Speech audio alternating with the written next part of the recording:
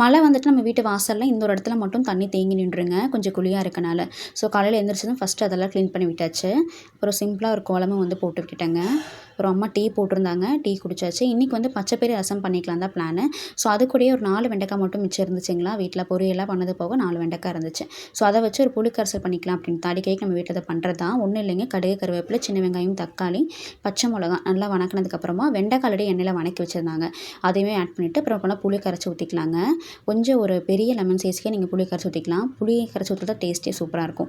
அதுக்கப்புறம் மிளகாத்தூள் வேணுனா போட்டுக்கலாம், நான் ஸ்கிப் பண்ணிக்கலாங்க. கொஞ்சம் தாராளமாகவே தண்ணி விட்டு உப்பு போட்டு மூடி வச்சுடுங்க. நல்லா கொதிக்கணுங்க. நல்லா சுருண்டு வரும்போது தேங்காய் துருவி இறக்கிட்டிங்கன்னா சூப்பராக வந்து சுடு சாப்பாட்டுக்கு போட்டு சாப்பிட்டா அந்த புளி கரைசலோட செம்ம டேஸ்ட்டாக இருக்கும். சிம்பிளாகவும் ரொம்பவே சீக்கிரத்தில் பண்ணிடலாம். ட்ரை பண்ணி பாருங்கள். அதுக்கப்புறம் நைட்டு வந்து சப்பாத்தி செஞ்சுருந்தாங்களா, அதுவும் இருந்துச்சு. அதுக்கப்புறம் கடலமா குருமா நேற்று நைட் வச்சுருந்தாங்க. ஸோ இதான் வந்து இன்றைக்கி மார்னிங் சாப்பிட்டுட்டு லஞ்சுக்கு வந்துட்டு சாப்பாடு பச்சை பயிரில் எடுத்துகிட்டு போயிட்டேன்.